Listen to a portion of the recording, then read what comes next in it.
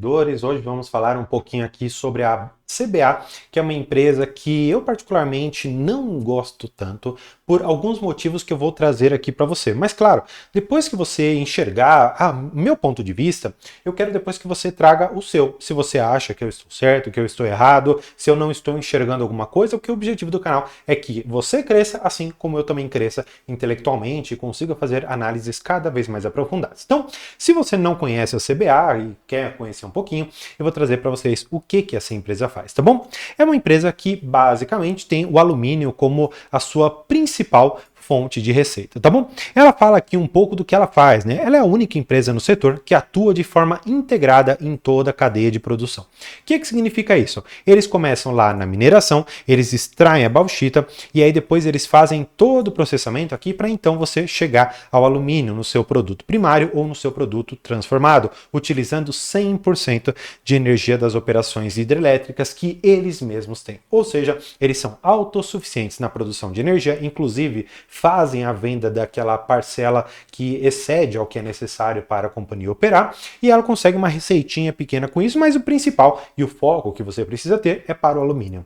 Eles trazem aqui que esse alumínio ele ainda é direcionado para embalagens, para o setor automotivo, para transportes, logicamente também para a construção civil e alguns bens de consumo. Legal, você já entendeu, ou pelo menos coloquei todo mundo aqui a par do que essa empresa ganha dinheiro, da onde que essa empresa ganha dinheiro, tá bom? E claro, agora a gente precisa passar para algumas partes mais técnicas para a gente, claro, compreender aprofundadamente alguns dos motivos que me levam hoje a não investir nessa empresa, tá bom?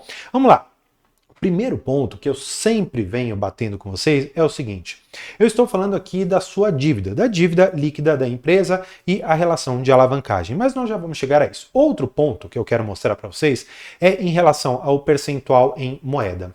Hoje, ela está exposta a 81% em dívida dolarizada. Entretanto, mais de 90% da sua receita é em real. Ou seja, só se você pegar a receita que é em real e a sua dívida que é em dólar, só a desvalorização que o real teve frente ao dólar, eu estou falando de uma exposição, ou pelo menos uma perda de mais de 20%. Ou seja, nós temos aqui um descasamento muito grande. Eu já quero antecipar para vocês que a empresa ela tem alguns hedges. Esses hedges eles estão muito mais atrelados à variação do CDI e do IPCA, ao invés de hedgear a própria moeda em si. E outra, nós não temos hedge em toda a operação, nós temos uma parcela dela, ou seja, esta evolução do dólar, ou seja, esse incremento do dólar que chegou lá a R$6 e ainda permanece em R$6, afeta bastante na marcação a mercado dos resultados aqui dessa empresa e pode impactar consequentemente aqui nos investimentos futuros da empresa. Além disso, nós temos a dívida líquida da empresa que passou por uma reestruturação, na verdade, o cronograma de amortização de dívidas dela passou por uma reestruturação e isso foi muito positivo para que a empresa pudesse, nos próximos anos de 25 e 26, respirar um pouco, para que ela não ficasse tão esganada pela dívida que hoje ela tem, tá bom? Vamos seguir um pouco, que tem coisas interessantes, além dessa alavancagem alta aqui, que sim, caiu bastante, olhando do começo do ano para cá, mas muito mais por conta do EBITDA, que vem melhorando significativamente trimestre após trimestre, e eu vou fazer aqui com vocês algumas contas, tá? No final, eu ainda vou apresentar uma planilha que eu criei aqui com algumas expectativas, e eu ainda vou fazer aqui algumas brincadeiras com acréscimo de produção, com entrada em operação de alguns projetos que a empresa tem, por isso que é interessantíssimo você permanecer aqui comigo, tá bom? Então, dando sequência, eu vou falar sobre esse cronograma de amortização de dívidas que eu falei para vocês. Em 2024, eles conseguiram remanejar muito da dívida jogando aqui para frente, fazendo com que nos anos de 25 e 26 houvesse pouco valor em dívida para ser pago, na ordem de 70 e 54 milhões respectivamente. Mas perceba que lá para 2027 nós já temos uma dívida mais significativa. Hoje o caixa da empresa consegue pagar praticamente tudo até 2027. Ou seja, o que a gente precisa nesses anos de 25, 26 e uma parte boa de 27? A gente precisa gerar caixa, para que em 28 e 29, com essas dívidas aqui de quase 1,9 bi e 1,4 bi, a gente consiga fazer frente a tudo isso, senão a empresa vai ter mais uma vez que se enrolar, jogar a dívida lá para frente, pagar mais juros, e isso médio, longo prazo, é uma baita destruição de valor para o acionista. Porque, vê se você concorda comigo, pensa comigo. Se você paga juros para o banco e você não paga dividendo para o acionista, ou você não pega o dinheiro que você talvez pudesse distribuir para o acionista e reinveste no próprio negócio, você concorda comigo que pagar juros para o banco você destrói valor? Quanto mais juros você pagar para o terceiro, que é o banco, menos dinheiro você reinveste na operação e menos dinheiro, consequentemente, você retorna para o acionista. Independentemente da forma, dividendos, juros sobre capital próprio, recompra de ações e o melhor, reinvestimento na própria companhia. E isso é interessante você entender e é um dos grandes motivos pelos quais eu não invisto nessa companhia. O perfil de dívida dela é muito complicado. E claro, tem uma questão de governança, mas eu não vou entrar nesse vídeo, depois eu vou mostrar para vocês o que eu estou falando, vou deixar um vídeo recomendado para não alongar tanto este aqui, tá bom? Vamos dar sequência. Eu falei para vocês sobre os contratos que eles têm para financiar e para fazer o hedge, mas olha só, o objetivo desses swaps de moeda é para transformar as taxas flutuantes em IPCA e CDI, em reais, para as taxas fixas em dólar. Ou seja, estamos falando das taxas que estão flutuando de IPCA e CDI. Não estamos falando propriamente de um hedge em dólar. Então, por exemplo, eu estou falando para vocês que hoje a empresa ela tem um CDI que está, por exemplo, em 13%. Legal. Se o dólar ele tiver o fixo, né? Vamos colocar aqui o dólar fixo em 4%, que é o que a companhia vai pagar. Se o CDI subir para 15% ou cair para 10%, eles têm um swap que vai fazer com que haja sempre uma taxa fixa em dólar em 4%. Mas a solução que eu gostaria que eles tivessem é que houvesse ou um contrato que colocasse, por exemplo, vamos dizer assim, um par em dólar para dólar. E a taxa a gente até poderia suportar um pouco mais. Só que essa variação de moeda foi muito mais impactante do que a própria taxa flutuante entre IPCA e CDI, o que não é tão interessante e também é um dos motivos pelos quais eu não invisto nesta empresa. Tanto é que eles falam aqui embaixo o seguinte, tá bom? Importante a gente ver. O valor justo foi negativo em 44 milhões.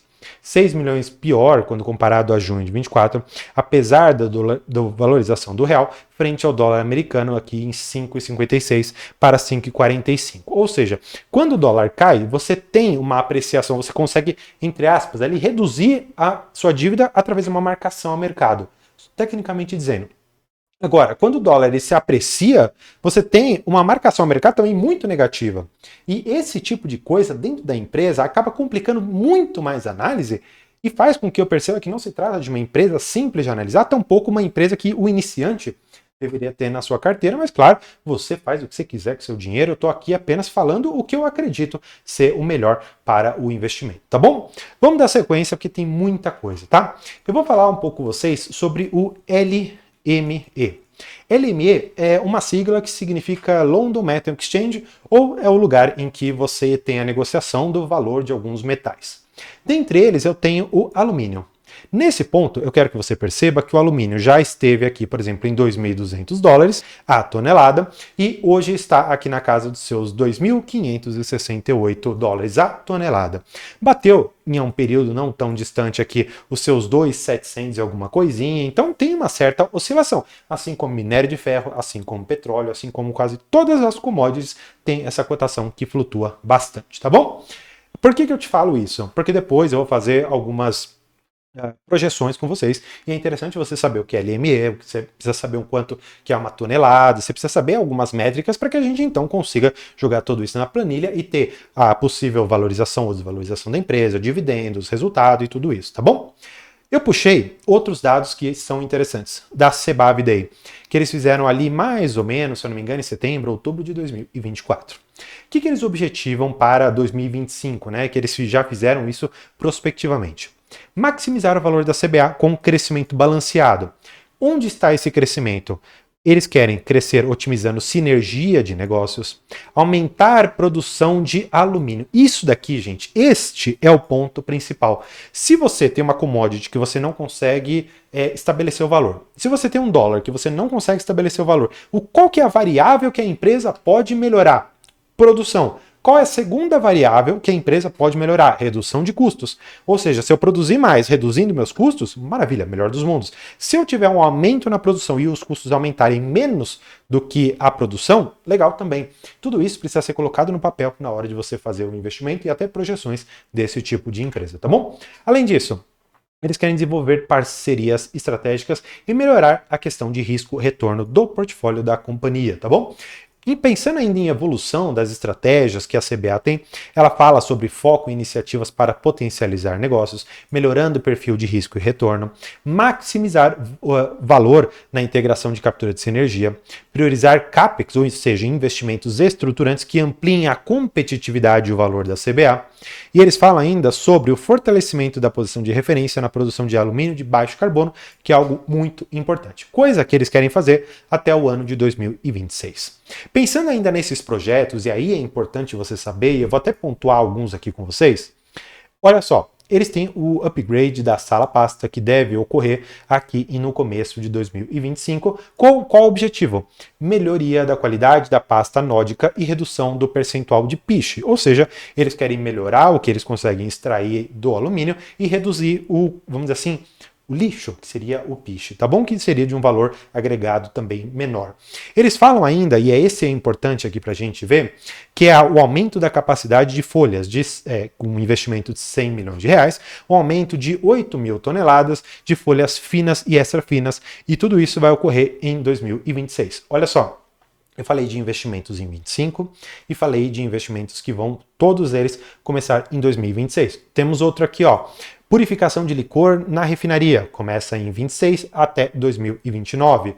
Tudo isso, ramp-up, né, o startup, significa o seguinte, significa que você vai ter o início da operação aqui, ela vai começar, vai ter um aprendizado aqui, ela vai sair de 1 para 2 de produção, ela vai aprender mais um pouquinho e vai chegar até 3 de produção, que seria o valor máximo que ela conseguiria extrair de lá. Então, tudo isso aqui seria o startup e esse aqui seria o ramp-up, tá bom? Só para entender cada uma das siglas, que isso é muito importante, tá bom? Além disso, como eu te falei, existem alguns outros investimentos e eu já fiz a menção lá em cima, mas aqui eu vou trazer alguns outros, tá? Eles estão querendo trazer esse projeto de upgrade na sala pasta, que é esse aqui, que eu comentei com vocês, tá bom? De 130 milhões. O que eles querem fazer? Eles querem aumentar a capacidade instalada da empresa para 44 mil toneladas, tá bom? Isso daqui anual, tá? É importante você ver que esses dados, eles são anuais, então, logicamente, para cada trimestre que você tiver do ano, você tem que pegar esses 44 e dividir, ou seja, você teria 11 para cada um desses trimestres, e isso é importante porque eu vou te mostrar lá na frente um pouco mais sobre isso aqui, tá bom? Outras coisas, e aí eu acho que essa parte é interessante para quem gosta, dividendos obrigatórios. A empresa tem que pagar 25%. Além disso, ela pode divulgar dividendos complementares quando? E ela fala aqui, ó, como resultado de eventos específicos ou um aumento não recorrente do fluxo de caixa livre, sempre que a companhia assim deliberar, de acordo também com seus balanços. Legal. Depois que você viu tudo isso aqui que eu te mostrei, eu quero que você ainda veja um dado que eu trouxe aqui para vocês, na verdade, algumas projeções que eu fiz aqui com vocês, tá? Você já vai ver toda a planilha que eu criei, você vai ver, ó, lucro por ação, você vai ver o lucro ou prejuízo do período, despesas, lucro bruto, margem, resultado operacional e outros tantos dados. Mas vamos lá, primeira coisa que eu quero que vocês vejam, eu quero que vocês percebam que eu tenho algumas premissas. Primeira premissa, 1.000 toneladas por trimestre. Depois, LME, que é o valor do alumínio, o dólar médio no período. Então, eu pego o resultado operacional. O que eu vi de tudo isso? Eu vi que mais ou menos ali a margem EBITDA dessa empresa fica na casa dos seus 2 até mais ou menos uns 15, 16%. Eu fui bem legal e coloquei nesse quarto trimestre uma margem EBITDA de 10%. Cheguei a um lucro bruto de mais ou menos aqui seus 29 milhões. Nesse quarto trimestre, eu estou projetando uma despesa com juros na ordem dos seus 102 milhões de reais, o que geraria um prejuízo de 72 milhões e um LPA, ou seja, um prejuízo, nesse caso um prejuízo por ação, de R$ 1,12. O que acontece? Para o ano seguinte, ou seja, 2025, este ano que estamos, eu projetei um crescimento, na verdade, para todos os anos seguintes, eu projetei um crescimento de 5% na produção, mantive o LME desses 2.600, 2.520, que é o que está hoje, eu coloquei uma projeção na perpetuidade de 2.500 a tonelada em relação ao dólar do LME, tá bom? O dólar eu também mantive aqui na casa dos R$ 6 em 2025 e 5,80, e a partir de 2026 eu coloquei aqui o valor de R$ 5,80 centavos o dólar, tá bom? Mantive mais uma vez a margem EBITDA na casa dos seus 15, como eu mostrei aqui para vocês, tá bom? Vocês podem ver. E eu vou fazer com vocês algumas ponderações que são importantíssimas para você compreender toda essa planilha aqui. A princípio, eu consigo mostrar para vocês que em 2025 a empresa, ela a priori, né, será bastante lucrativa. Ela vai trazer um lucro por ação no ano de 2025 na ordem de R$ 1,66. Eu acredito que ela vai pagar algum dividendo? Talvez pague o mínimo obrigatório, ficando aqui em 42 centavos. Claro, considerando que hoje o ativo custa R$ 4,59, o que poderia trazer um dividend yield on cost de 9%, como eu te mostrei. Se, eventualmente, lá em 2026 ela fala, vou pagar 100%, eu até deixei destacado, a empresa pode pagar aqui, se ela der 100% do seu lucro, 57% de dividend yield on cost. Eu acho provável esse cenário? Não, não acho nem um pouco provável. Entretanto, perceba que em 2026, ainda com um cenário de payout mínimo, que seria aqui de 65 centavos, geraria um dividend yield on cost na ordem de 14%, ou seja, é um retorno interessante ainda assim. Eu quero ainda que você perceba, eu vou até aumentar um pouco mais a planilha aqui para a gente poder ver essa parte final. Lembra que eu te falei que existem alguns investimentos que a empresa fez? Vou até voltar aqui para o slide. Ó, tem esse investimento que pode trazer 44 mil toneladas durante o ano todo. O que eu vou fazer nesta planilha que eu fiz aqui com vocês? Eu vou fazer uma adição em 2026 para cada um dos trimestres de 11 mil toneladas. Você vai ver, assim que eu der Enter, que na última linha, que seria o meu lucro por ação, nós vamos ter um aumento e, consequentemente, em todas as linhas de receita. Olha só.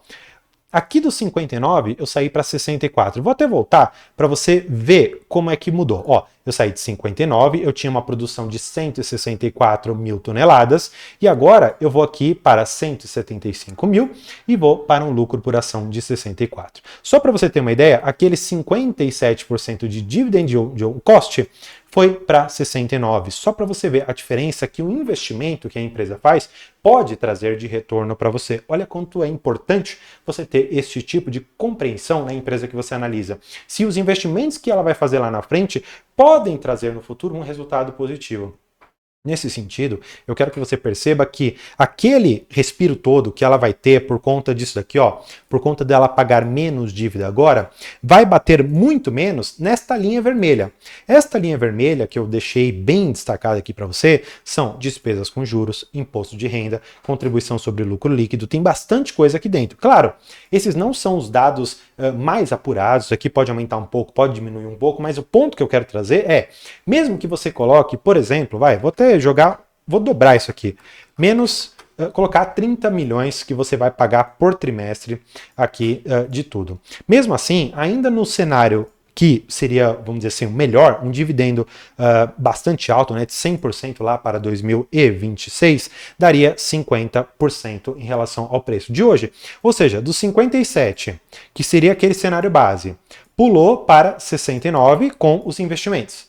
Com uma despesa financeira, com despesas ainda com outros impostos a mais, ainda assim geraria um dividendo on cost de 50%, ou seja, um baita de um retorno. Nesse cenário, eu quero que você consiga fazer aqui algumas outras ponderações. Imagina, por exemplo, que o LME ele pule para, por exemplo, 2.800, tá bom? Vamos colocar uma projeção de 2.800. É sempre importante você trabalhar com essas coisas. Ó, de 50% vai para 61%. Mas pode acontecer o inverso. Pode cair para, por exemplo, 2.200. Se cair para 2.200, o que pode acontecer? Opa, vai para 39. Olha só, o quão importante é você saber enxergar onde estão as questões importantes para você avaliar a sua empresa. Com base, portanto, nesse cenário bastante complexo que eu trouxe aqui para vocês, você agora tem total capacidade de fazer análise se essa é uma empresa boa ou não para você ter em carteira. Lembrando que os pontos principais são você enxergar o quanto que a empresa poderá gerar de valor no futuro com os investimentos que ela faz. Se, com os resultados que ela deve trazer até 2026, 2027, ela terá a capacidade de pagar aquelas dívidas muito altas que eu te mostrei. E por fim, eu quero que você veja esse vídeo aqui, que eu vou te falar um pouco mais sobre a administração da companhia, que fez alguma coisa que eu particularmente não gostei nem um pouco. E para você entender, tem esse vídeo aqui. Por hoje é isso. Muito obrigado. Tchau.